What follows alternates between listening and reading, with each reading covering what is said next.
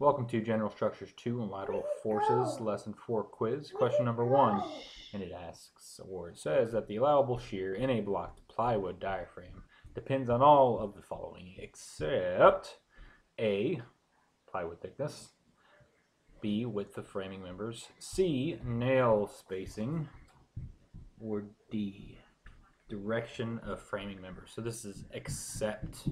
Let's go ahead and underline that, except. So we're looking for the one that is false. So let's go ahead and switch colors. And let's just cross off the ones we know are correct, that the allowable shear in a block diaphragm depends on this. All right, so what does it, the allowable shear?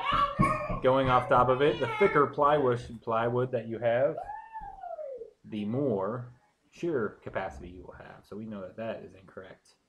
Meaning that is true, and therefore it is not the answer we're looking for. We have the width of framing members. Well, that's not 100%.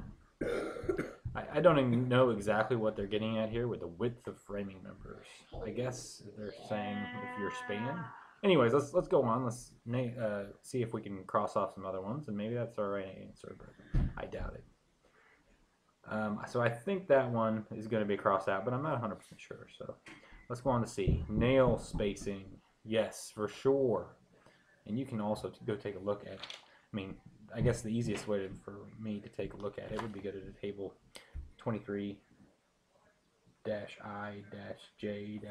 I believe that's what it is. And you can see it has different thicknesses and a different nail spacing, and that's how you know what you can get your capacities. You can go back to some of the older examples and you can get that information from those. So let's look at number D, or letter D, direction of framing members. And I don't know really what they're getting at here. So we have to pick one of these two. Which is the correct answer? Which it does it not depend on, and which does it definitely depend on? And I would go with my initial instinct of saying B. It actually does depend on the width of your framing members, because if you have a larger width of framing members, if you have something right there or something right there, you're going to end up having more shear in the larger width of framing member, if that makes any sense, and therefore you will end up with more shear. So it does matter what your width of the framing member is.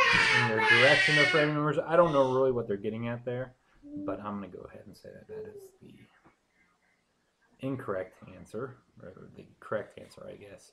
And it is the one thing that the allowable shear in a blocked plywood diaphragm depends on all of it except that. So your answer is D. And let's go ahead and see what they had for an answer. And they had D as well, direction of framing members. And I guess what they're getting at is it doesn't matter if your framing member, if you're looking at this distance or this distance, as long as the shear is the same. It does not matter which direction you're going into. All right, I will see you on question 2.